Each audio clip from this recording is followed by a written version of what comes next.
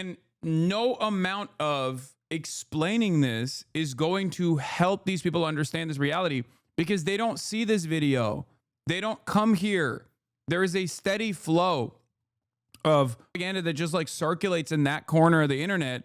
And especially if you're already like invested in the mindset that like America can do no wrong, or America can sometimes do wrong, but they're doing wrong while they're trying to do BadEmpanda. There was a bit of a discussion on the Twitter platform recently over a tweet by noted Turkish man Hasan Piker. In this tweet, Hasan Piker argued that the US president could end the genocide in Gaza with one phone call. And a lot of really stupid people took issue with this. The tweets in question can be seen here in this post by friend of the show, The Willie Mack Show. So the original tweet is this one by Hasan Piker. One phone call is all it would take to stop Israel's genocide. If Israel doesn't comply, shut off weapons transfers. If Israel looks to get weapons elsewhere, put up a sanctions package. And if that fails, invade Israel militarily. That is why all it takes is one phone call. And this was responded to in really the most generic Zionist way. All it takes for Hasan to end the war in the Middle East is one phone call or a full-scale U.S. invasion. The escalation of this tweet is hilarious. Oh my God. That is where America's power comes from. That's it. That's not where it's going to go. Why are these people so stupid? I don't understand. It's so goddamn frustrating how stupid these people are. And we have propped up stupid people. Like, the online community has propped up people who are not knowledgeable on the history of the dynamic between Israel and the United States of America. And now they just buy into it. It's just, I don't understand it. I literally don't understand it. Are you so incurious? I laid it out right there. It's reductive. It's, within the confines of Twitter word limitations. But I guess they need to hear more like famous liberals say this shit, because that's the only people that they respect. But I don't even think they respect those people. It's kind of like when I say it's a genocide, I hate Hasan, so I don't believe it. But if other people say it, other people that I trust because they come from like reputable outlets, if they finally say it, then I'll believe it. But Hasan is still in the wrong, kind of like that. Like, I'm making a video about this. Probably my next main channel video is going to be about this. It's going to be called something like How Zionists Argue or something like that. And it's going to talk about the main Zionist argumentative tactic, which is just repeating back what you said as if it's self-evidently wrong and then accusing you of anti-Semitism. Not always the second part, but usually. In this case, they were gracious enough not to accuse you of anti-Semitism. Very nice of them. They usually would. So the original response is this Twitter account saying, Hasan thinks you could solve the Israel problem with one phone call. There's no attempt to debunk this because, obviously most of Israel's armaments come from the US and they could not easily replace the American weapons manufacturers who give them these armaments. So if the US cut off their supply of arms, they would be unable to prosecute the war. You need to understand why. I mean, I don't even think these guys know what they're doing in terms of trying to prop up pro-Israeli propaganda. When a Democrat or a liberal, like the liberal Vox reporter, also responded to this and said that it's childish and stupid. She knows better. She's doing that deliberately. These guys are just stupid, and they think this is a good way to, I guess, counter whatever I'm saying or belittle whatever I'm saying without any additional information, right? Without any knowledge, without any counter narrative, without any counter examples. Is just simply to be like, this guy is real stupid, huh? Right? That's it. And there are plenty of people who have also propped themselves up into believing that, into believing this ridiculous thing. So there is no value. If someone is so actively well poisoned, you don't ever have to address them. You could just be like, this guy's wrong. And unfortunately, there are certain sides of the internet where people get their notes from apolitical Sloptubers, where they just genuinely don't think about these things at all. They don't. They just go, oh, Hasan said it, so it must be wrong. It's a very stupid way to learn anything.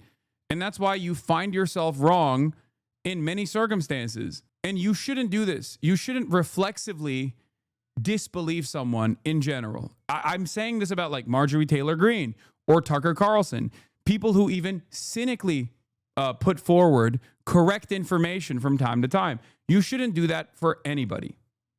Okay? This is not just for me. You should not do that for anyone.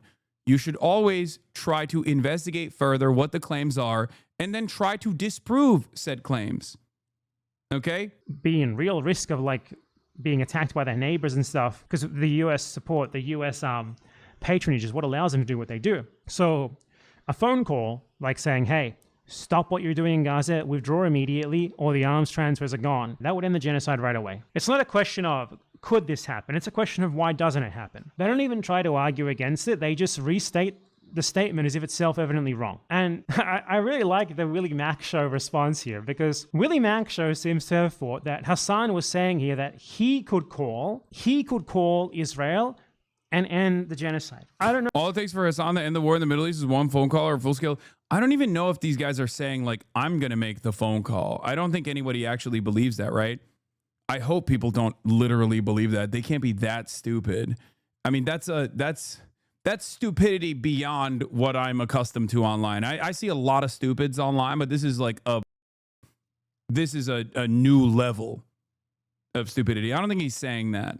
How to take this aside from him saying that.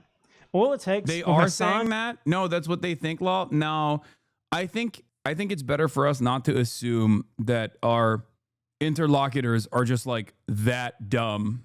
Okay, I think they're dumb, but they're not that dumb, right? It's better to assume. It's better to try to be charitable. I don't think he's saying you would make the call. He's saying for, as in Hasan's view, which is only slightly less stupid. Yeah. I think that this is him just saying, this is my view.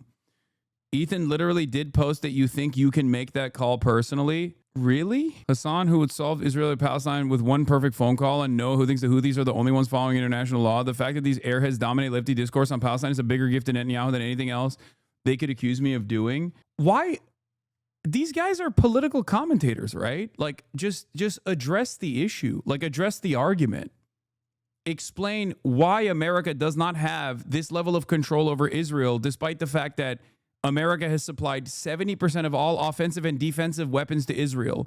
Explain how Israel would make up for the lack of munitions that they are getting from the United States of America. Then explain how many Israeli military officials in the past, and even during this instance of genocide, has actively told the media in Israel that America has demanded that they scale back on certain instances in spite of what the Israeli public is demanding.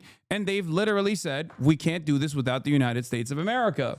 Explain why throughout Israeli history, American politicians, American presidents have actually made that one singular phone call to stop Israel's atrocities. Explain all of that. You know, there is no Israel without America. It's that simple. Why don't they address any of these points and instead just go, instead they just like vaguely gesture into the wild and go, this guy's such an airhead. He's so dumb. What is this? Does Ethan think Hasan is saying he's the one who would make the call? What the is this dude saying? Me when I'm daydreaming about me when I'm daydreaming in the shower about being a hero, and then everyone stood up and clapped. I mean, he's implying that, but I think it's so stupid. It's irrelevant. It's not even worth addressing.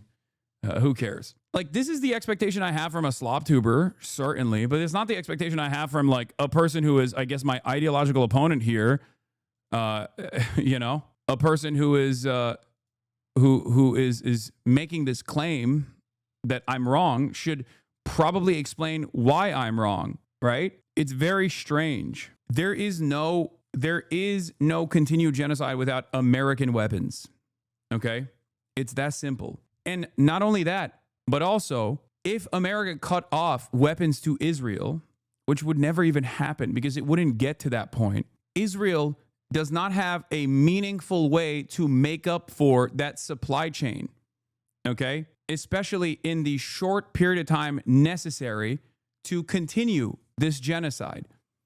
Who are they going to go to? Because when America shuts off weapons, you could say, oh, well, they're going to get it from Germany. Germany doesn't have the same industrial base that America has for a steady flow of weapons. They don't have the same arsenal. They do not have the same industrial base. And also, many of the weapons that Germany would probably send to Israel in the interim would not even be German weapons. They would be American weapons. So if America is shutting off weapons, then Germany cannot send weapons to Israel. That's number one. Number two, let's say they're getting it from Russia, right? also wrong for a multitude of different reasons. One, because Russia is invested in pummeling Ukraine. They do not have that runway to make up for it. Okay, they have their hands too busy with Ukraine to begin with, but also on top of that, they have a strategic allegiance with Iran, as well as a strategic allegiance with Israel as well. But because of their strategic allegiance with Iran, they can't let go of their partnership with Iran either. Okay, Iran is still an important player in the region and an important player against American interests in the region. There is no place they can get it from, with the exception maybe of China, which I highly doubt China would, out of nowhere, start supplying Israel with a steady flow of munitions so they can continue doing their genocide, no matter how much they love trade maxing. Okay? China is their number one supplier in general for their economy. It's profoundly important to the Israeli economy. They do a tremendous amount of trade with China. It's their number one. It is the number one country that they trade with, Israel trades with. Okay? China has a lot of influence here as well, which is why I've also routinely criticized China, just kind of gesturing against Israel and being like, Palestinians deserve to live, please stop, and then never really following through with any sort of coherent policy there. But there is no country that Israel could go to that could give them the same amount of and the same steady flow of weapons in the short period of time necessary if America shut off the weapons transfers. This is precisely the reason why it takes one phone call. But let's say Israel was, in this hypothetical scenario, capable of making up for the lack of munitions, and they were able to literally go and work Chinese weapon systems. Let's say China decided we're arming Israel, okay? That's the only country that has the bandwidth and has the industrial base to be able to supply weapons to Israel, right? America and Israel's allegiance has fallen apart. All of a sudden, America is anti-Israel. They said, no more weapons, right? Let's say China is actually sending the weapons. Let's say that while China is actually sending the weapons, Israel what? Magically figures out how to operate Chinese weapon systems? Like, you have to get trained on this stuff. You can't just like come in and be like, all right, perfect. Now these anti-aircraft defense systems that they shipped in, which is a logistical nightmare to begin with, we can now use. You can't do that. It takes a tremendous amount of time and a tremendous amount of training for people to be able to start using this stuff, okay? You know this. You know this from what happened in Ukraine. It's not plug and play. These are foreign adversaries. Israel is an ally. Israel uses American weapons. They do not use Chinese weapons. They use Chinese surveillance and things of that nature, Chinese drones, but they do not use Chinese weapons. They can't. It's an entirely different weapon system. America would never allow that anyway. America would nuke Israel before allowing Israel, who at that point would still retain a bunch of American weapons, a bunch of American like missile systems, to then all of a sudden bring in Chinese weapon systems onto that same platform. That would be insane. That would destroy any kind of security America had, because now Israel would give everything to China. Okay, there are a million different reasons as to why this would never work. But let's say it did work. Okay, let's say it did work. Let's say magically all of these impossible things took place, and Israel was able to perfectly take all the Chinese weapons and change their platforms to the Chinese platform, and were able to train themselves overnight and started using that to continue as genocide. At that point, America would just destroy Israel's economy. That's it. America would say, no more trade with Israel. If you trade with Israel, with the exception of China, let's say, because it's too much of a powerful player in the global marketplace, they would just pull a Cuba on Israel.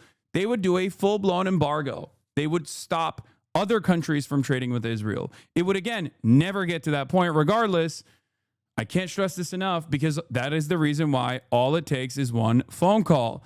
And let's say Israel says, we're doing full genocide. We don't care. You can kill our economy. Okay. You can kill our economy. We still want to do genocide. At that point, they would invade. Okay. That's it. It never gets to that point, and it never has to get to that point, because it starts and ends with one phone call for this reason.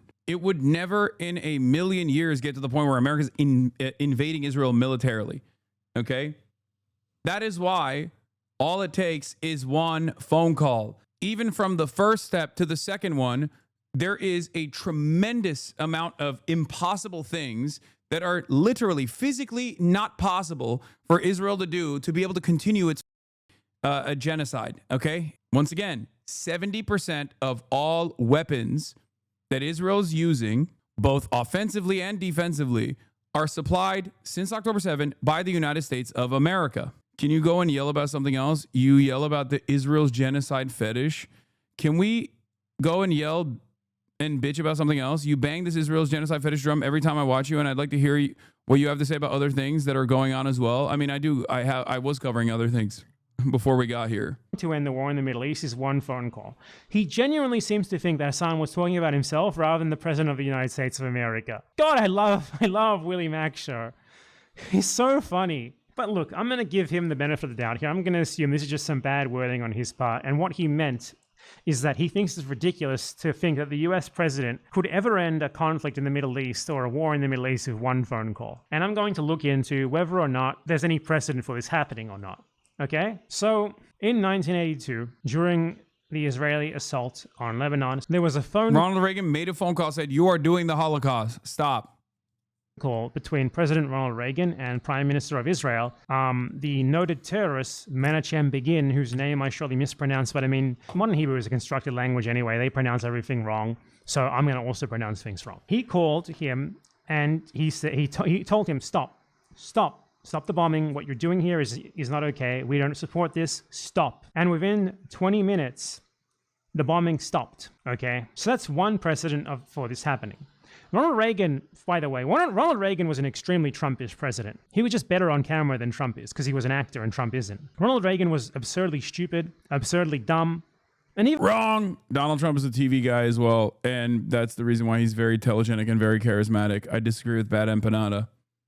Even he did this. So clearly the US president does have this power. They have massive coercive power over Israel because Israel relies on their arms to be able to prosecute its war. It relies on their diplomatic support and in many ways their indirect or direct military support. Like the US, for example, famously helps shoot down missiles that are launched at Israel. It famously patrols the waters near Israel just to keep, make sure its presence is known because Israel wouldn't be able to do that as effectively by itself. You also see like the US attacking Yemen essentially on behalf of Israel a number of times, and the US attacking Iran on behalf of Israel. So the US does a ton for Israel, and Israel knows this, obviously. The Israeli leaders know this. And if this stuff was taken away from them, or if there was a credible threat that it could be taken away from them, Israel would have to fall in line. So the question here is not, would that work? As Hasan Piker said, it does work. It's proven to have worked in the past. And even like a basic thought experiment using the most basic Occam's razor would have you conclude that yes, Israel would indeed have to stop the genocide in Gaza if the US president called Netanyahu and told him in firm terms with a clear threat to escalate if he doesn't, that this needs to stop. The US is the world's premier empire. Israel is one of its proxy states. This is obvious. It's just so evident. It's so clear why they have not attempted to actually refute what's being said here. Because as I said, the Zionist argumentation is to repeat what you are saying as if it's self-evidently wrong and then call you anti-Semitic for saying it. So rather than attempt to refute what Hasan was saying here on the merits of his statement, on the merits of the evidence for it, they just say, all it would take is one phone call. Yeah. And there's one other thing that can actually kind of jam up this machine of death and destruction, and that is mounted opposition, mounted military opposition that is too consequential for Israel and even the United States of America. We saw this with the 12-day war with Iran. Okay?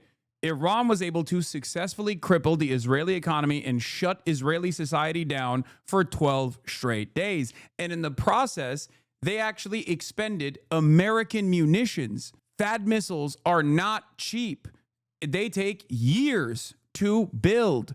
We do not have enough stockpiles. Israel does not have enough stockpiles, certainly, but Israel does not even have enough stockpiles with America backing Israel. So there was a point as well. There is a point where this can come to a halt without America making that phone call or force America to make that phone call. In the Western world, our only way of pushing for this phone call is by constantly protesting, constantly creating an environment where we punish politicians for maintaining their allegiance with Israel. And then it's same in the Western nation states as well, where you can actually get more involvement from your politicians, even though they're fearful of America's interests, fearful of ever sidestepping the United States of America. You can actually create more pressure on the global stage by getting European countries to criticize Israel, to create an even more expansive permission structure to say Israel, right? And then all of that ultimately becomes costly for the United States of America. In the region, though, the way to do this is by expending America and Israel's munitions. It's that simple. That's it. I mean, this is what happened after the 12-day war. Had Iran fired a few more large volleys of missiles, Israel could have exhausted its supply of top-tier Arrow 3 munitions, one of the U.S. officials said. Okay? THAAD operators burned through munitions at a furious clip, firing more than 150 missiles to shoot down the waves of Iranian ballistic missiles, according to U.S. officials. That is nearly a quarter of the interceptors ever purchased by the Pentagon. This is according to the Wall Street Journal. It wasn't just the THAAD. The U.S. ran through large numbers of shipborne interceptors as well, and Israel quickly drained stockpiles for its own systems. Dozens of Iranian missiles got through anyway. It would likely take more than a year and cost between $1.5 billion to $2 billion, debatable, to replenish the THAAD interceptors fired during the 12-day war, according to Wes Rumbaugh, a CSIS fellow who researches Pentagon missile procurement and budget details. Most of America's Arleigh Burke class-guided missile destroyers are armed with SM-2s, SM-3s, and SM-6s. Those warships also went through interceptors at an alarming rate. During the 12-day war, the ship shot about 80 SM-3s at Iranian threats, according to a U.S. official. So everyone who predicted that Israel's multi-layered missile defense was 1 to 2 weeks away from critical grid attrition was correct. It could have been sooner, depending on the tempo of attacks.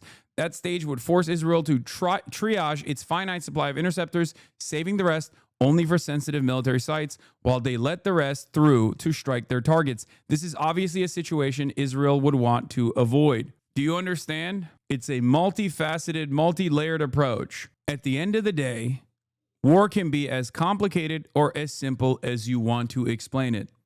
And I think the simplest ways to describe war is attrition, both in the economy, but in the simplest terms, attrition with how much it costs for an Iranian missile to be lobbed in the direction of Israel versus how much it costs for Americans to defend Israel. Okay? It is unimaginably costly to defend Israel like this. It is, in comparison to how costly it is to defend Israel like this, it is insanely cheap to attack Israel.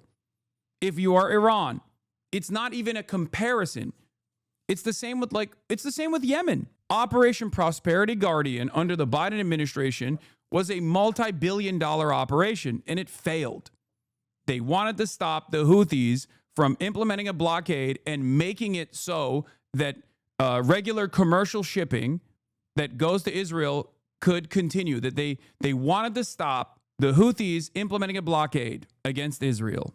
Okay? They wanted to do that. They wanted to stop it. It failed. Donald Trump continued it, restarted it, and continued it. It was even more costly when Donald Trump did it. And they still were completely incapable of stopping the Houthis from implementing a blockade. So they had to come to the bargaining table and implement a negotiation where they basically said, Houthis, stop attacking our ships, our Navy ships, American Navy ships, and you can continue bombing Israel if you want. That was literally the deal that Donald Trump put together. He even said the Houthis are very brave warriors. They're very brave people. They fight so good. And in the process, one of Israel's two major ports has gone bankrupt. The Houthis did that, okay? The Houthis dropped, during the second wing of Operation Prosperity Guardian, approximately, 20 plus Reaper drones that are around $20-30 million a pop. Four fighter jets dropped in the process due to maneuvering incidents, due to hitting one another. And they were able to strike the Ben Gurion airport. is not even a question. It is not costly for them to do this. It is incredibly costly for America to continue doing this. How stupid! And I mean, yeah. In 2021 as well, the Biden administration pushed Israel very firmly towards a ceasefire, though not quite as firmly as Reagan did. So this is something for which there is precedent, and it's something for which, even if there wasn't precedent of it happening in the past, you can just look at the relationship between the US and Israel, see how much the US gives to Israel, how much Israel is reliant on the US, and easily conclude that yes, the US president could absolutely force them to stop what they're doing in Gaza. The question is not, can he? The question is, why doesn't he? But again, thank you. Exactly. And no amount of explaining this is going to help these people understand this reality because they don't see this video. They don't come here. There is a steady flow of fuck Hasan propaganda that just like circulates in that corner of the internet.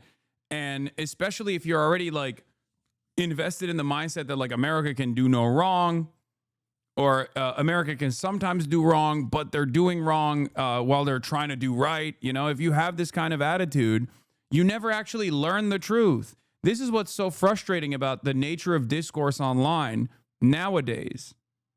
I guess it's always been this way, but it's gotten especially worse in recent years, where no amount of explainers is going to cause someone who is already invested in the Hasan is stupid and dangerous and violent and a terrorist to basically turn around and go, wait a minute, let me look into this myself. Do you understand? We fought for over a year and the administration never said ceasefire. Now, this is from Drop Site News all the way back in April 28.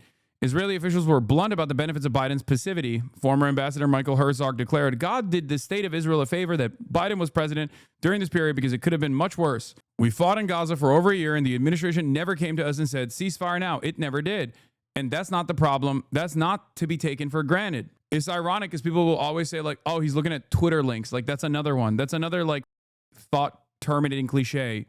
I'm not looking at Twitter links. I'm looking at Twitter summarizations of an article from a reputable outlet like Drop Site News that is comprised of investigative reporters that have worked all around mainstream news that are fucking very well credentialed, people who I know personally. Okay? People always love doing that where they're like, he's just looking at Twitter links. It's like, I'm not. This is a Drop Site News summarization of an